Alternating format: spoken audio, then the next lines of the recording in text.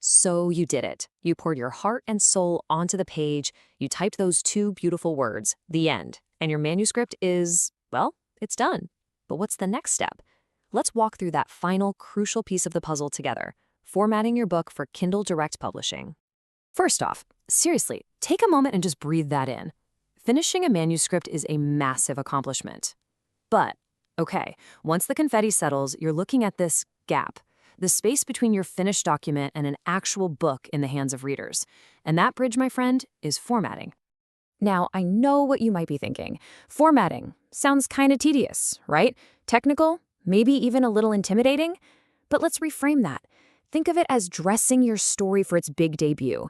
It's what makes sure all your hard work looks professional, polished, and is just a total joy for someone to read. Okay, before we get into the real nitty-gritty, you've got to make a choice. How do you want people to actually experience your story? KDP gives you 3 different ways to go, and your decision here is going to shape the rest of this journey. It really comes down to these 3. You've got the classic paperback, which is fantastic for getting your book out there to a wide audience at a friendly price. Then there's the hardcover, which has that premium, durable feel, perfect for special editions. And of course, the ebook, for that instant gratification on any Kindle. And the best part? You don't have to pick just one. A lot of authors do all 3. All right, so let's say you're dreaming of a physical book someone can hold. Awesome. Whether you're leaning toward paperback or hardcover, the process for the inside of the book is pretty much the same, and it all breaks down into a few core steps. Look, I know it can seem complicated, but you can really boil the whole thing down to these 3 big stages. First, you're setting the physical size and shape of your book. Second, you organize all the stuff inside it, the title page, the story itself, the acknowledgments. And third, you create that all-important cover. See? Manageable. Let's demystify that first one, trim size. It sounds so technical, doesn't it? All it means is the size of your book. Are you picturing a neat little 5 by 8-inch novel, or maybe something bigger, like a 6 by 9? This decision is a big one, because once it's printed, that's it. It affects everything from page count to how the book actually feels in a reader's hands. Now here's a super important tip, especially for anyone making a hardcover. A paperback cover sits flush with the pages, right? But a hardcover wraps around that stiff board. That means your cover design file needs to be a little bit bigger to account for that foldover. It's a small detail, but trust me, it makes a huge difference in making it look professional. Okay, let's switch gears. We've talked about the physical world, now let's jump into digital. If print is all about permanence and fixed pages, digital is all about one thing, flexibility. Formatting an ebook is a totally different ballgame, with its own set of rules designed for a screen. The magic word for ebooks is reflowable. All that means is your text has to be able to adapt. A reader can make the font huge on their Kindle, and your book needs to automatically adjust and still look great.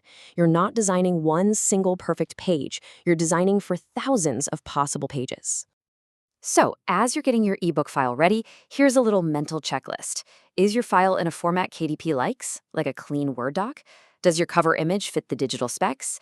And this one is crucial. Have you created a clickable table of contents? In an ebook, that's how your reader jumps around your story. It's a must-have. Now, let's be real. You can follow every single rule and still hit a snag. And this is one of the most common headaches for authors.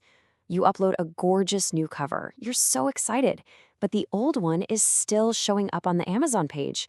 It is so frustrating. But here is the good news. You are definitely not alone, and there is an answer. The KDP Help Center is just packed with articles that tackle these very specific, common problems. They'll walk you right through the steps to fix it. Feeling a little overwhelmed by all this? Please don't be. KDP totally gets that this can be a complex process, which is why they've created some amazing free tools and resources to help you get your book over that finish line. First up is a tool called Kindle Create. Honestly, just think of it as your free formatting sidekick.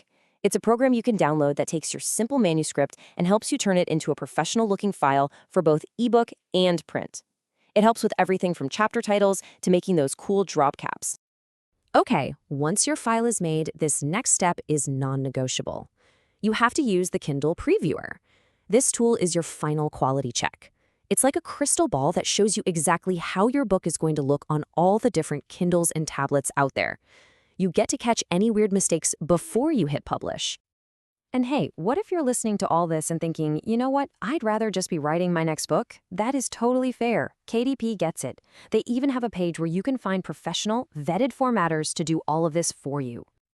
So, at the end of the day, remember this: formatting isn't just some technical hurdle you have to clear. It's the final, essential act of creation. It's you shaping your reader's experience. You've already crafted the words. Now you get to decide exactly how the world will see them. So, the real question is, how will your story meet its reader?